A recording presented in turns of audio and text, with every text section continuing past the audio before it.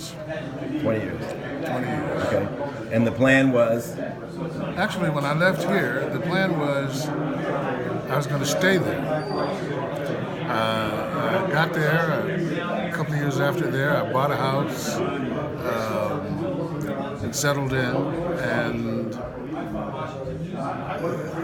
I suppose I finally came back for a couple of reasons. One, my kidneys crashed because of a medical malpractice issue in South Africa, and my daughter was dying. And so I came back to be with her. I was here for the last 8 months of her life. And so I have 3 grandchildren. But I was in South Africa 20 years ago. So, right. Where have you been the last 20 years? California the last 10. I was in Chicago for 2. I spent 5 years in London. And I was on the East Coast, New York, New Jersey, and Florida. You know, the first question I had, okay, class of 69, Archbishop Carrol High. Were you guys close back then? Were you best friends? No, not especially, although we were involved in there were musicals and plays. We were on West Side Story. We were both Jets. So we were both Jets in the West Side Story play. When you're a Jet all the way. You're From a your Jet first all the cigarette to way. your last night. Okay. So you found out that your kidney was failing. Yes. When was that? When? 2 years ago Okay. in South Africa. Right. And so I came back 18 months ago. Right. An email goes out. Last November. From who? From me. From you. Yeah, I had, before then, sent various emails through various means. I was on Facebook. ABC has a kind of similar thing that I sent. The Washington Star has a similar listserv, and I sent to that. And then when I found out about the one for Archbishop Carrol, I sent that out. Was it November? No, it wasn't. I think it was November. I looked back at my email trail. It was November. Did you think you were going to get a response? Were you hopeful, optimistic? Well, you're hopeful and optimistic when you do any of them. Right. What else can you have to hope for it? But it was only a day or two after I sent him out that I heard from Charlie. You said, who's Charlie? Yeah, I said who's Charlie? Charlie who? Who's this guy? But you know, there had been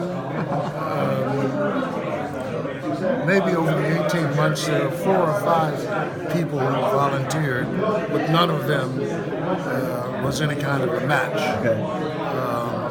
Not only that, but there were even more people who were disqualified for one reason or another. Okay. Almost anything had been. You're a match.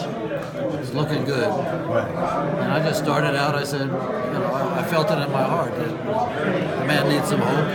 I went to high school with him. I don't remember who he is, but I'll do the tests. See if there's any issues. I left it in God's hands. I said, this is God's will, then it'll work. It's still that way. Have you done anything else close to this? I mean, this is not a simple decision. It's not an easy decision. No, I have not. I mean, I love doing volunteer work. I've come to understand that it is in giving that we receive. So for me, it's just do my best. I'm doing my best. What do you think of this guy? I'm sorry? What do you think of this guy? I think a very great deal of it. You know, it takes a while. You know, after he told me initially he wanted to do it, and then we began communicating. And so in the course of that communication, your appreciation and your realization just expands tremendously. It's still expanding, and I expect it will be expanding for quite a while. But, I mean, this is not... The guy's not lending me $20. He's giving me a kidney, one of his organs. You don't get much more generous or compassionate than that. I believe in lessons. What's the lesson here? What are you trying to teach us? Help somebody. I I mean, that's my understanding. That's God's will for me, is to help somebody. This wasn't always in my nature, but along the way, I've learned that it's what God wants me to do. So I help people. I do volunteer work. I was a substitute teacher for a year or so, a couple years ago.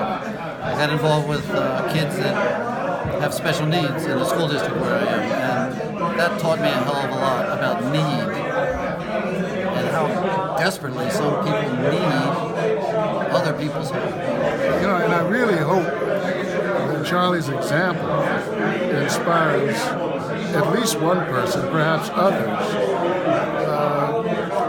to a similar sacrifice, because there's a tremendous shortage of organ donors, kidney donors, and there's even a greater shortage for African Americans, and so it makes it all the more special. And Charlie has agreed to be one of these. Give me a couple of wide shots, whatever, reverse shots. What's next? Well, Charlie has a meeting tomorrow. George Washington. There's a committee at the hospital on Tuesday. That's the final thing, whatever it is. And then it's pretty much up to Charlie to set a date, because he's in California, which will be coming back. And whatever date is good for him is good for me. Is it a proper question, like how much time do we have? Does it have to have it in a certain window? What's your time? When, I'm just going through the steps. Tomorrow I have some steps. The whole time.